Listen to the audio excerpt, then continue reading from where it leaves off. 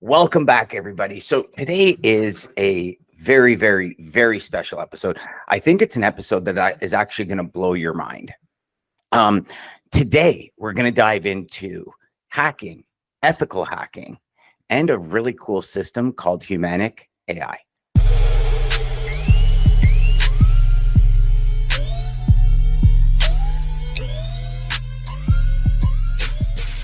Welcome back, everybody. And on this episode of Logistics Life, we're going to take a little bit of a different turn here. I'm sure all of you have heard of some of the stories we've heard about pirates coming in and hacking a system and holding logistics companies, trucking companies for ransom, for very large ransoms, actually, or else they're going to release all their customer lists or they're going to seize their systems and things are going to go down.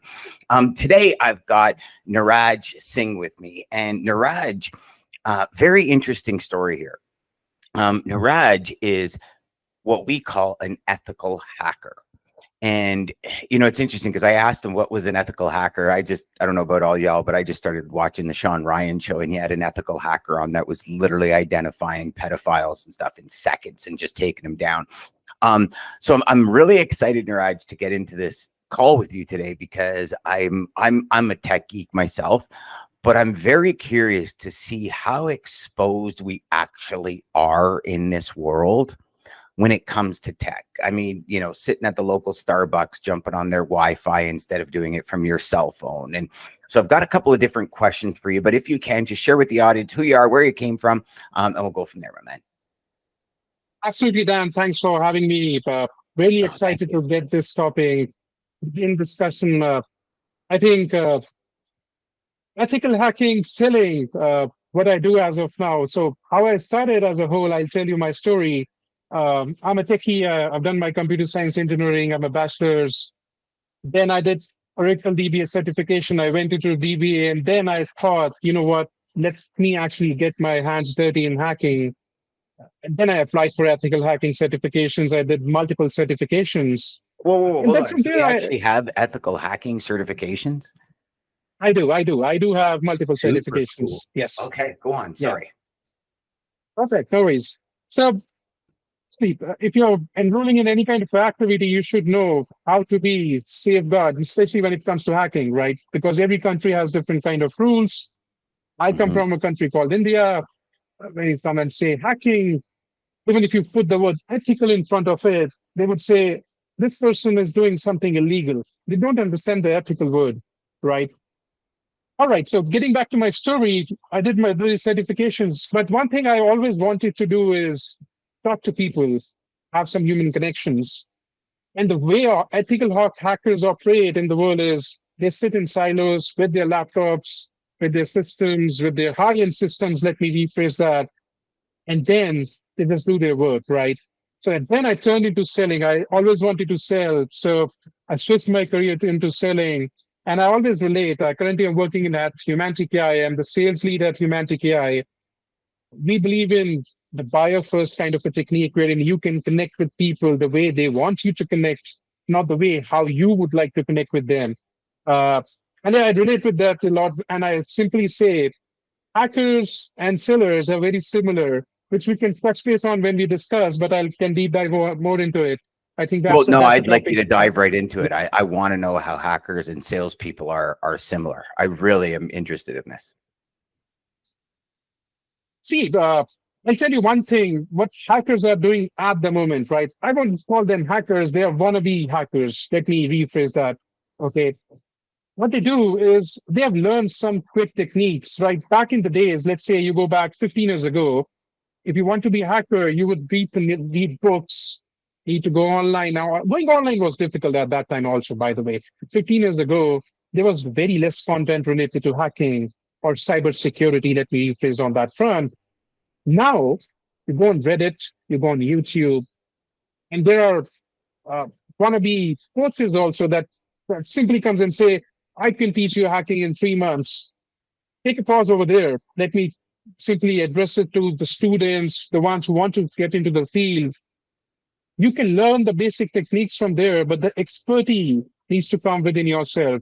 If you want to become world-class, you need to put in the efforts. You need to do a lot of stuff that a hacker does. Going back to the point, what I was saying about wannabe hackers, There's so many topics that we know about the current industry, be it logistics, be it any industry that is not tech savvy. Let me rephrase that. Tech Mhm. savvy. Let's say I'm running a company, I don't have a tech consultant at all, right? And there's a person who randomly came on my live chat, on my website, on the support email and said, Dan, I recognized 4 files on your system, right? Which is actually showing me what kind of clients you have, what revenue you have, and what are the main stakeholders. Should I leak it with your competitors? And a person who doesn't understand this will be first of all taking a pause and trying to understand who is this person. Okay. Then the natural question is always, who are you? What's your aim? What's your intention? They'll come back and say, my intention is nothing. I just want some money, right? You need to pay me $3,000 by tomorrow night, or else I can leave one more data set that I have found on your database, right? It can be about the clients, shipments and stuff like that. It can be anything Yeah, about we've that. had that. We've had that many times in logistics where Yeah, they'll come in and they'll like pretty much seize the entire operating system so the company can't work, because I think it's evolved, and I mean, I'm sure you're aware of it being in the position you are. It went from that, well, we've got your customers list, we'll leak your customer list, and that was horrible, but they can continue working. So there was negotiation, and then gives them time to get things and backups and all that, and firewalls in place and all that. And now it's moved and it's escalated. I think like anything, right? It started where people would Slim Jim your car, and now they clone your key fob. You know what I mean? Like, so I think the evolution is always growing. And now what they're doing is they're literally like seizing the entire operating system until money's wired, and it's usually done in Bitcoin, so it's untrackable, right? absolutely. And so I mean, I think we all understand what goes on. My bigger question to you, and the question I'm burning to get answered here, is how vulnerable is the average company? Because in logistics, right, we look at it, the majority of our foundation, if you will, is smaller companies. Like, the amount of smaller companies trumps the amount of bigger companies by 50 to 1. Right. So, you look at some of the bigger companies, like the big brokers of the world, the multi-billion-dollar brokers who have like, $1 million+ a year IT department and all that kind of stuff. Are they less likely to be hacked than the small guy, or are they really the targets? Let me ask you, have you seen servers going down? There was the latest Microsoft outage, right? That Yes. we saw, I think, a few days ago. We have seen the big companies' data also get leaked, right? And we've seen that. I saw Domino's data get leaked. I've seen some reports of WhatsApp data getting leaked and stuff like that. So, is the average company safe? You can imagine no, right? But how to be safe, right? For us as an individual, for family, we have insurances. But for company, how you can be insured in these terms is the basics. We always forget the basics. And Mm-hmm. let me tell you, 70% of hacking happens offline. It doesn't happen online. That's a very surprising fact, but nobody understands that part, right? Is because let me just bring you a scenario how a normal average company would work. Mm-hmm. They'll have pen drives, they'll have external data sources that can be easily plugged in into their systems, right? And hackers operate in different ways. Let me tell you that it's not the one way that they operate in, because they don't have face, right? That they would say, oh, you know what? I'm a seller, so I'll just do revenue, I'll just sell. No, they're not like that. They wear multiple hats, right? They'll just simply transfer a file called RAT in your system. They can transfer the files. They have your offline, online access of your system. Whatever you type, whatever keystrokes you do, spaces you hit, they know everything now. Okay. What they do now is they wait. They don't come and say, oh, you know what? They're not excited yet. The only thing that excites them is Bitcoins, cryptocurrencies, in short, money. right? They'll wait. They'll try to see what kind of passwords you are using. And after that, they have algorithms. Everyone who is good enough hacker is trained on how they can deploy those algorithms and brute forcefully get into your system and get the database out, right? That's a job of a proper hacker, right? So it's not Who as is, if you get hacked, the yeah, breach wasn't necessarily today. It could have been a month ago. It could have been 2 months ago. It could have been whenever. it's never on the same day or in the same week also. It's never Got like it. that, Okay. right? So it's just like a disease that you don't know. But let's say you have some symptoms, and then you go to the doctor and say, I've been facing some symptoms, and you take some tests, and then you're like, okay, over here, you don't even have symptoms. That's the problem. Okay. But the problem is it suddenly comes one day and it's like a stroke, right? Like your system gets down. There can be multiple scenarios. Coming back to the point when you said their operating systems are down, their servers are down, going back to the basics, you're buying a database server which is cheap, okay, just to save some money. Because let me take as an example, as an average company would not like to spend on something that you feel is just existing. It's not like I require it in day. It's not like an IT company that sells online, right? It's like a logistic companies which has field workers. They have everything deployed on field. It's just for managing stuff. You buy a cheap server, I can simply, a random hacker can come and DDoS your servers. They just transfer large packets of, you know, simple packets of GBs of packets. Your server is down because they don't have a way to divert the traffic, right? That's the problem. You buy a good server, you make sure everyone's has a unique kind of a password with certain levels of security. It's very easy. We live in the world of chat GPTs. You can just ask chat GPT, what's a good password combination look like, right? It can suggest you some, but don't follow that.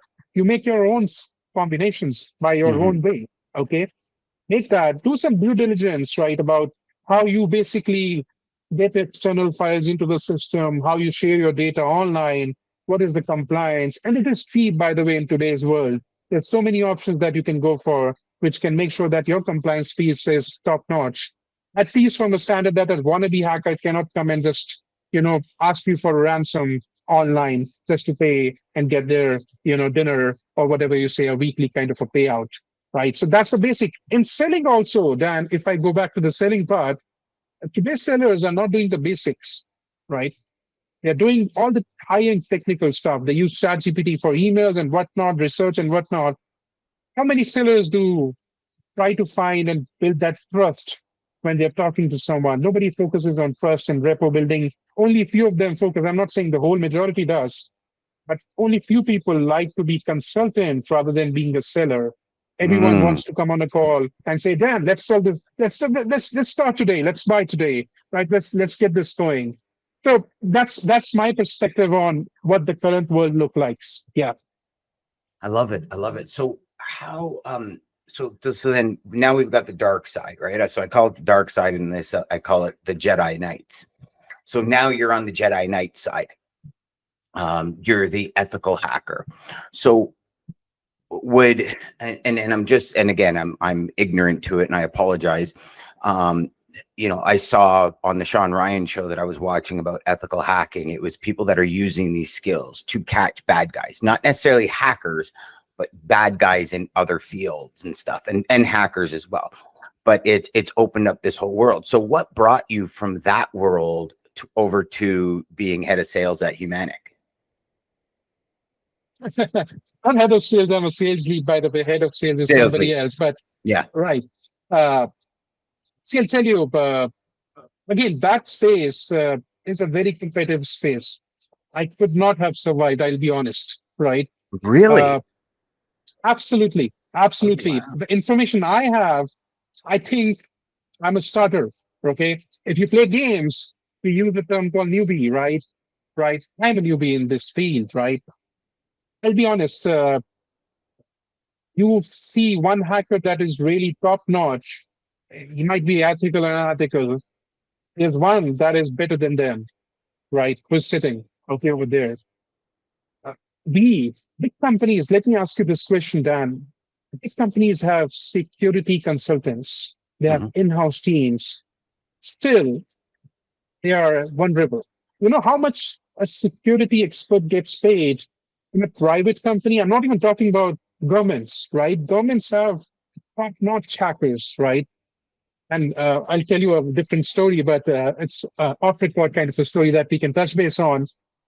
Still, highest amount of money being paid to security. Everyone is going online. Business is happening online. Transactions are happening online. Big amount of transactions are happening online. Gone are the days you go and deposit money in the bank. Nothing happens like that in today's world, right? No Hmm. hard cash, right?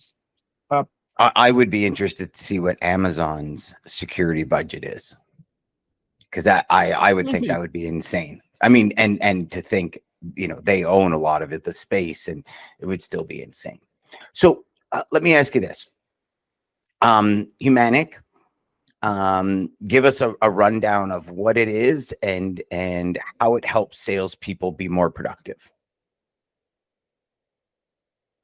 We help salespeople be more buyer first. I would like to rephrase that. How Hmm. it helps, let me tell you as an example. We live in a world where we connect virtually. I've connected with you virtually. You don't even know about me as a person. Well, it's a 30-minute, 40-minute kind of a conversation. What are the chances that you'll remember me because you have 10 calls in a day, right? You have so many interactions that are happening because of the online presence. What Humantic does in a simple word is, let's say, if I would have known you because I know a friend of yours and you are my prospect, what will I do now? If I know a friend of yours who's my friend, what will I normally do? My You'd first call the instance friend would be and I'd say, pick up, "Can you connect us?" Yeah. connect us, tell me something about Dan, how Dan is like, what motivates him, what doesn't motivate him. And that's what Humantic does for you, for everyone.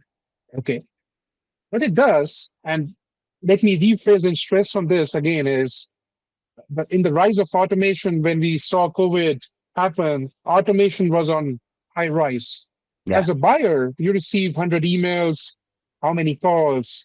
I don't even know, right? A day. Buyer is getting frustrated day in, day out, right? Why would a buyer pick up your call? Let's say they pick up your call. Good luck. It's a good thing. When why should they connect with you? Why will they be retained on the call? Why should they reply on an email? Why should they have a conversation with you against other vendors? It's because you're connecting with them as humans, not as your templated kind of sellers. How we Hmm. do that in simple words, we always like to follow this way is sellers buyers actually, let me go to the buyer side first. Buyers don't get paid to change their behavior while buying, they'll stay the same. Okay. But sellers get paid how they adapt to the buyer. And how we do is basically we have a personality, our engine is personality engine. That's the core of our engine called D.I.S.C. For the ones who don't know this, D.I.S.C is a personality framework. It's been into the system for more than 60 years. Yep. Divides people into different kind of sets. What you do is, let's say you are a certain personality and I'm totally opposite to you. Transfer of me without knowing you is I'll follow the way I want to talk to you and you don't even understand my word. Nothing Hmm. happens, right? Now I know that Dan is more of an aggressive person. He doesn't want people to talk a lot. He wants the control over the call. What I'll do as a seller, I'll give all those things to you. You'll feel more comfortable. You'll be like, okay, I can relate with this person. I think he was a good guy. Let me talk to him again. So you're You talking to follow me in that. my language instead of your language. Yeah, Yeah. Yeah. Okay. absolutely. So Absolutely. now your software identifies people from like their email address or whatever, gives them a persona of the DISC persona fixture. And does it help them with, hey, you should ask this introductory question? Like, does it guide them through? We actually analyze their LinkedIn profiles, by the way, if you're trying to understand how we get our data. We analyze their LinkedIn profile, then we pull up the disk personality. We help you with a lot of insights. Making a call. Let me ask you, Dan, the last time you made a cold call, right? Last time you made a cold call, did you ever give a thought that should I actually talk slow on the call today? Should be formal on the call today? I'll not use cheesy openers. No, you didn't, right? Nobody does that. We give you insights like you're making a call to Dan, how you need to speak, what should be the tone, what should be the pattern interrupt, what should be the mistakes to avoid, all these things. Now your call is more Mm, personalized as per the personality.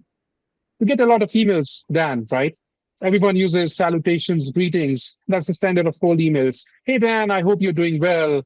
Let me ask you, your dominant personality, Dan, let's say, right? You don't care about somebody asking you some grief, somebody greeting you on a weekday or let's say Monday or something like that. No, it's a cold email. I don't even know you, right? And for some people, it is important. We tell you the structure of the email and we help you generate those emails all across your Gmails, CRMs, outreach tools. We help you with clean insights where there are multiple stakeholders.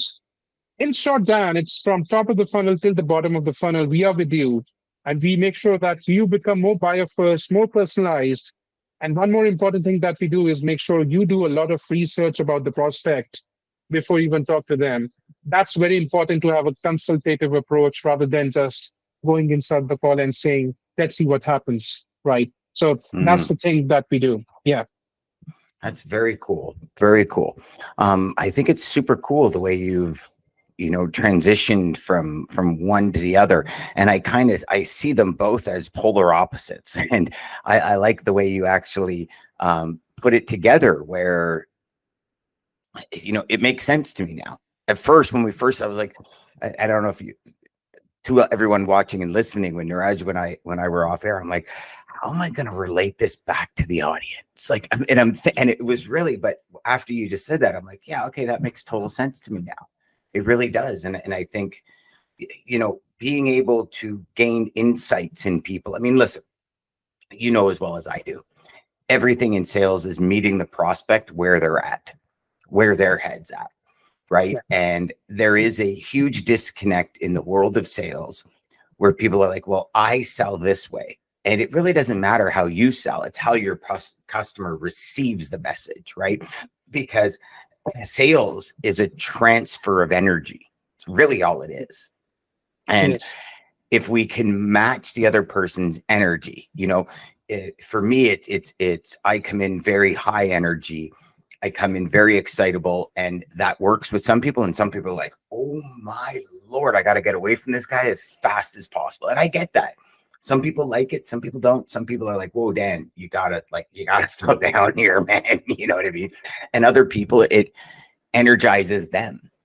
And, that's very cool. So, if somebody were to be looking at a tool, a system like this, how could they get a hold of you? Can come on a website, right? Simply log in, try the free trial, right? Dan, I think it's also important to understand where we are a good fit, right?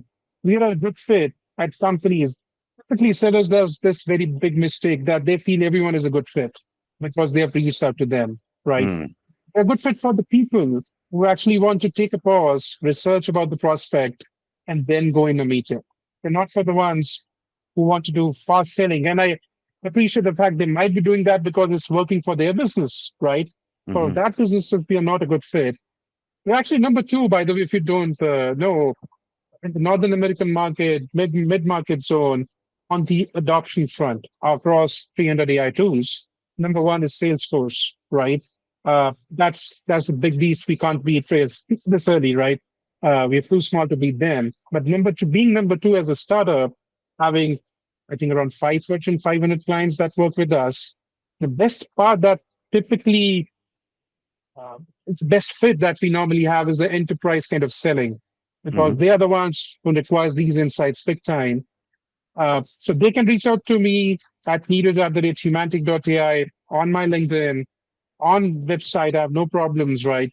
I'll Uh, put it in the one show more notes thing, as well. absolutely. One thing I would like to stress on, and it's an important thing, uh, we are we have a lot of insights about the account, right? In today's world, there's intent data, there's a lot of things that we can get. So I typically break down this into two things. The need of the company. So everyone knows the need of the company in today's world because they're searching for some topics that you sell. But the problem is the want of the buyer that is always missing in today's world. Humanic AI basically helps you understand how you can tap into that want of the buyer, how you can basically relate more to the buyer, and why you can feel, you know what, I think these persons are giving me the right way to go ahead with. Where you need to be more consultative. I think that's the best approach in coming worlds. Rise of AI SDRs, rise of robotic calls. We as humans will crave for human connections, let me tell you, in let's say two Mhm. years, right? There will be calls Oh, coming in. I think Yeah, it's just coming imagine. so fast. I mean, you Yeah. know, it's interesting. Last week, I was having a conversation with a gentleman, and we were talking about how cold calls are Yeah. now almost a thing of the past. Very few people are doing cold calls. So many people are doing emails. And I reverted back to the conversation. I said, it's interesting because I think sales goes in waves, right? Yeah. Now people are getting 50 emails a day instead of cold calls. And I saw when the switch happened, it happened during COVID because people didn't really know where their prospects were anymore, right? You'd call their desk, but now they're working from home. And, we saw a ton of companies. I mean, I'll speak to the logistics industry, but Yeah. quite a few companies let people go because they didn't have the infrastructure to allow them to work from home, right? Um, there was a really big broker in the US that was all over the news for letting a ton of people go. And they just said, like, we don't have the infrastructure. Like, where are we going to get 2,000 laptops tomorrow to let 2,000 of our employees work from home? What about cell phones? What about this? Like, they just didn't have the infrastructure. So I think what happened when COVID hit was everybody turned to email, because even if you're not in your office and you're not answering your office phone, you've got a smartphone. You've got a laptop at your desk. So as a prospect, somebody that I would prospect, you were getting a hold of them via email. You saw a huge influx in social media. People were spending more time on social media.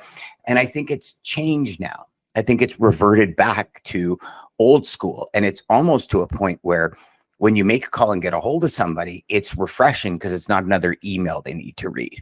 But on the flip side of that, email, if you look at the digital marketing world, email is still the number one tool for Yeah. sales. So Yeah. I look at it, Niraj, and I say, how do we get insanely good at whatever method we want to sell at? Right.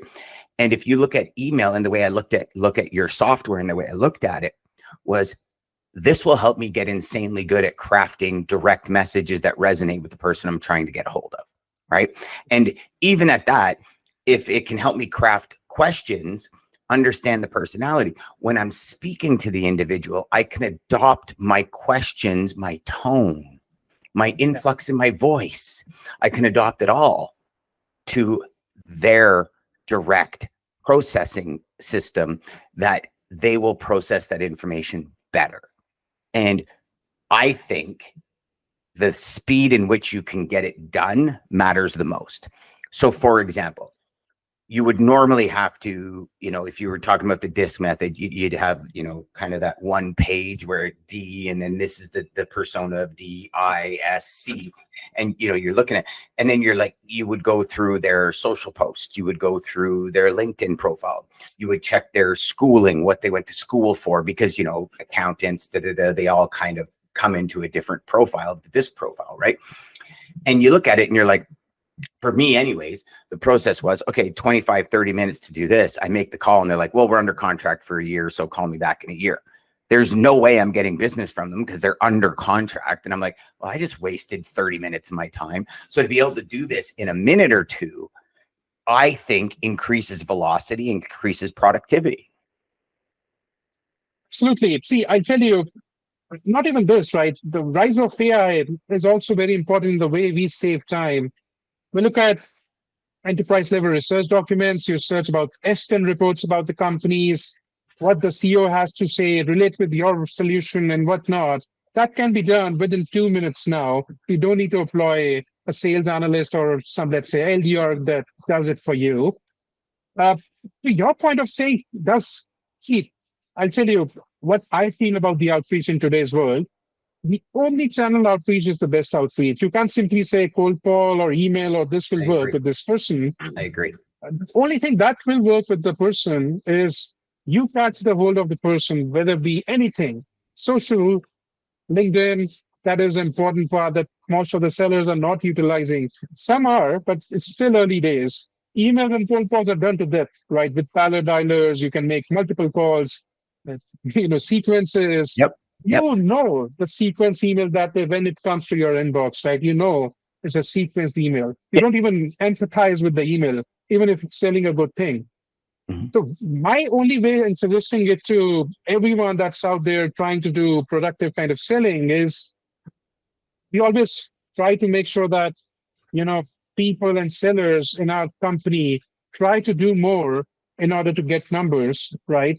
But it's actually time to try to do less with good quality that will result in better results. Doing more is a default choice, but doing less is very difficult. So if you try to adapt that in the best possible way, I think that's what works for me, our organization, and most of the organizations we work for, and the ones which has adopted Humantic AI and the buyer intelligence space overall. So that is my take, and I think that is an important take in the way the future will shape up.